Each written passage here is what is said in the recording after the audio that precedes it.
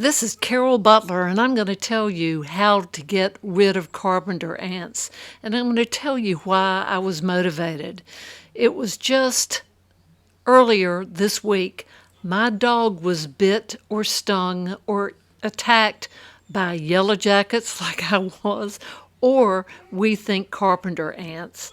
And it happens really fast. And of course, he scratched that because they itch a great deal. And I'm sure his foot did the bloody damage. I'm pretty sure it did that. So we use something called dome burrow. And I don't know what we would have done without this. If you haven't heard of it, it is great for poison ivy or any other rash that you get. It almost instantly gets rid of any itching that you have. And he started chewing on his hip, which is bad. It's all wet. It's like it just happened. I'm going to put some Neosporin in that. What is going on with him? So I highly suggest you get some dome burr. And I had to, and I only did this for a couple of hours, is tape up his back foot and his front foot to keep it from scratching while the dome burr worked. And it works really doggone fast, if I do say so myself. Look how much better it looks. However, he is still seeing a veterinarian because they got him on his hips and his face, and I just don't take chances with my animals. And that was how my mission was born, to show you what I'm going to show you today. This is actually not our wood, but this shows you how invasive they are. And we live in a log cabin, by the way, so it's not good that we have so many carpenter ants everywhere. So besides hurting us, I needed to find a way to rid us of this plague. So, of course, the first thing I did was call my pest control people that I've been with for 30 years, and they wanted to charge $169. And again, they wanted to do this broadcast spray, and I don't want to hurt all my animals, all my little critters. So they suggested something really nice. That was nice of them, that I buy this special poison. It's a carpenter ant granules. And no one had it locally, so I had to go through Amazon, and it came the next day. So now I feel like I'm a member of the Clever Club.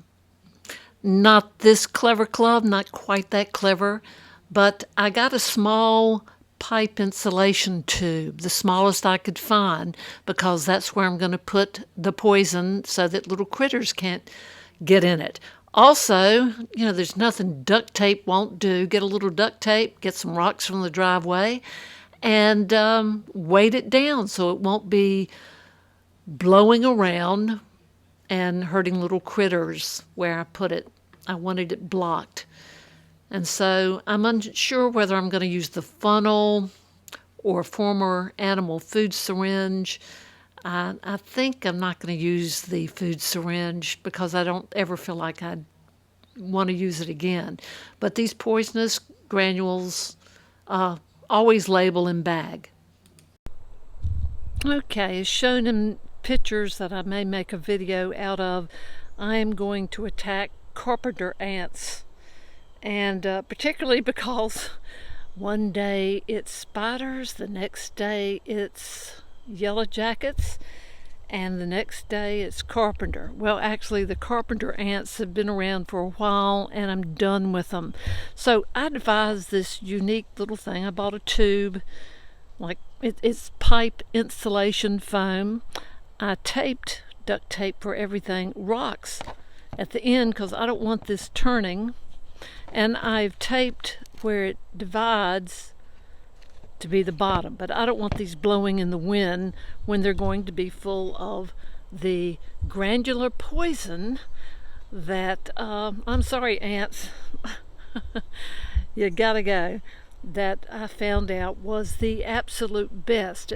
It's pretty expensive. It can cost up to $33 for this. It depends on where you buy it, but it shouldn't take much.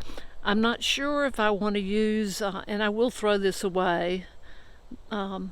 This was meant for feeding one of many animals, and I will never risk it being clean enough ever again if I use that. But I'm thinking, I have a funnel. In fact, I have a smaller funnel, but I can't find it. I almost have everything you could want. And I'm going to put it on wood that I know Alvina, my chipmunk, and Alvin cavort under, which had a lot to do with why I devised these little babies.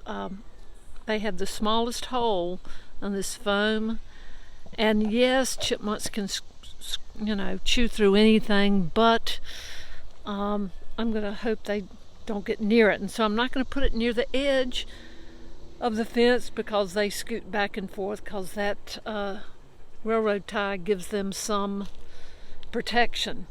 And I'm afraid to see what's under here. To tell you, the last time I moved the tarp, it was the yellow jackets. So I'm probably not going to move it, to tell you the truth. I'm just not. I'm going to slip it in this little hole. So this is going to be my first venture. Okay. Oh, great. Well, see, this is going to attract, I'm trying to keep it level without dumping it, the ants. So I want to put it, I got to put this, I use the end of a stick, if you can see, to block it coming out the hole. I'm going to remove the stick. I'm going to remove this. I am going to wash my hands too, but you can't do this with gloves on. I can't. Then I'm going to position it where, see, look at that. It's a red ant, and it'll kill them too. I don't want to leave this out here though. So I've got to go get that up, because I don't want a chipmunk into poison. I don't mind that red ants and black ants get into it, but I'm specifically going after carpenter ants, so I need to clean that up. Okay, I did clean it up. It's just right there at the edge. I pushed it back with a stick.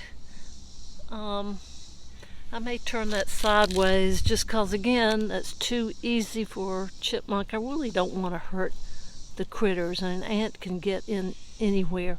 So, and I've cleaned up around here and where I spilt it.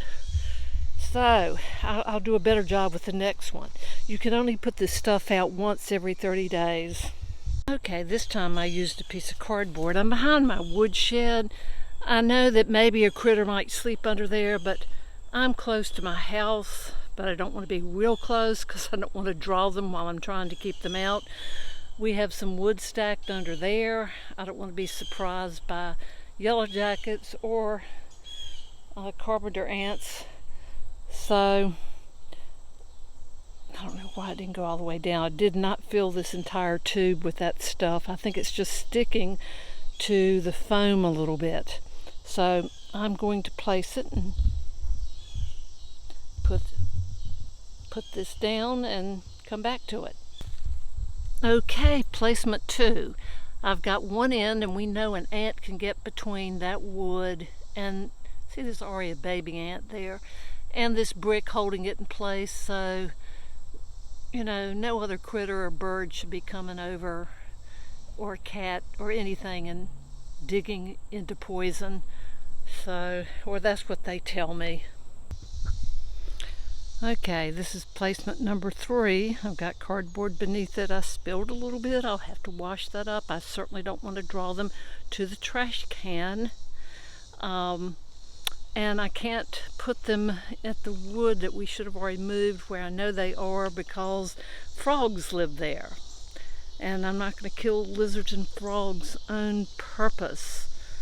So I'm going to go around where, I haven't weed whacked in a while. There's a reason for that. It's called snakes. And I'm going to put it, see, there's a lizard going up my torn up. There are a lot of things going up there, living in there. I don't know what. I don't want to know. I'm not looking. I blew the leaves over here a couple of months ago. Gee, we're almost into fall. But I think to keep them away from the dog, I'm going to, and also you've got to consider that it not get really wet. I think some of the bad lumber we put over here, please God, don't let there be yellow jackets. Or snakes. I should have put my boots on. So I'm going to stop here and put it somewhere in here. Okay, this is new for me too. I've never done this. But I can tell that they're termites. This stuff will also kill termites, but no animal, little one, should get over here. It's backed up again, the head against wood, so we'll see. And it shouldn't get all drenched over here, and I'm leaving. And this isn't silly to clean up a spill and just dust it on the ground, because this is bait, and it will attract carpenter ants and other bugs, and I don't want them at my trash can. So, and I got smart. I got non-latex, they're called vinyl gloves. You can get them at Walmart. And I have to thank my doctor of many years when I was in my 20s and 30s in Raleigh, North Carolina, Dr. Laura Pratt, for one day seeing me on a weekend at her husband's framing shop and saying, "What is wrong with your eye?" And I said, "I don't know." And it was snowing. God, what we could do with some snow. And my eye was almost swollen shut, both of them. I said, "I don't know what the problem is." And she said, "What have you been doing?" I said, "Well, not anything. I can't even go to work looking like this." And I never missed a day of work. So she said, "Tell me what you have had up against your eye." And I said, "Well, I've been watching the cardinals I was feeding with the binoculars." And she said, "Carol, you're having a reaction to latex in the binoculars, and so quit using them, and here's a prescription." And I bought a couple of her husband's beautiful artwork, and anyway, and so now I have that to add to my list of many things I'm allergic to. Look, I've already got an ant coming. There won't be any runting. I'm not going to kill you. I'm not sure that's a carpenter ant anyway. I'm not trying to go after everything. There's a fly. Good grief. Okay. Well, I get smarter as I do this. The gloves, the bag, but then I spilled more, but that tube is full. And I'll probably take these out into the woods and dump that, because I'm certainly not bringing that in the house. So let me pick this up, and I'm going to walk across the street. We had wood for years that Catherine used to split everything, but you get older, and I never could pick up a sledgehammer or an axe or whatever it is. It's very heavy. I could drag and burn, and Catherine would chop. And this is the better good wood, but later, like if we ever have winter again and it's not 99 degrees, I don't want to discover that carpenter ants have ruined our wood, or that I'm bringing them in the house. So we didn't plan on leaving it here, but when you spend like 4 or 5 hours, 6 hours lifting very large pieces of wood and paying a splitter. So again, I'm putting it on the edge. God, I'm scared to lift tarps now, and put it under so the rain won't mess with it and critters shouldn't be under there. And I'll mark 30 days from now. And I'm not so much concerned about here. I am concerned about the front where the yellow jackets are. So I'll be making a couple of more tube things with rocks. I just thought it was clever. And so when I eradicate the yellow jackets, which will be tomorrow, I've got this wood pile taken care of. And this one we're going to throw every piece away. We had to split it because we couldn't lift it. And it's not the greatest wood. And I'm not going to lift this tarp to show you. But I may, if anybody wants it, hey, tell me you want to come get it. It's all yours, but I would give it a while. This is where Alvina lives, or she takes a shortcut through here. I've seen her. And, you know, if you've got wood that has that growing on it, it's not the best wood. There's some probably good pieces in here, but if anybody wants it, call me, because otherwise it's going to find its way into the woods.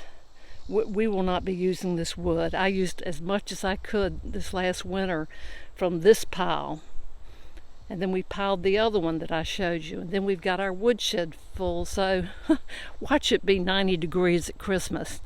So there you have it. How to use or not use, things to think about when you are trying to get rid of carpenter ants. And see, there's already an ant that's up here that's going after it. And this is poison. And it's still less than $169 that my pest control people said that they would pay to come spray. And I don't want them spraying everything. I don't want them hurting my critters. So this was the safest way I knew to do it. And I'm going to go dump this stuff in the woods, probably near where I just was. But this is what you want to get, and maybe you can remember to get the gloves, get a funnel.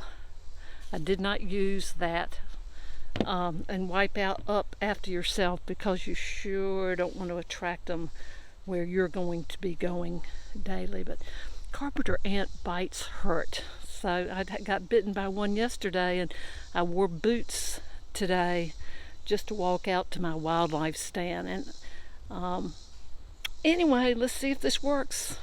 I'll let y'all know. Okay, I've got 2 bags. I'm going to put what I wiped stuff up with. Look, these ants that aren't even carpenter ants are being attracted to just the trash. So I'm going to double bag it. And I'm going to wrap that so tight in plastic. Anyway, you have to be just very vigilant. I'm not an exterminator. I'm a terminator. So this has been Carol Butler showing you how to get rid of carpenter ants, and I hope you found it useful, and it won't cost you $169 to pay a professional if you do it my way.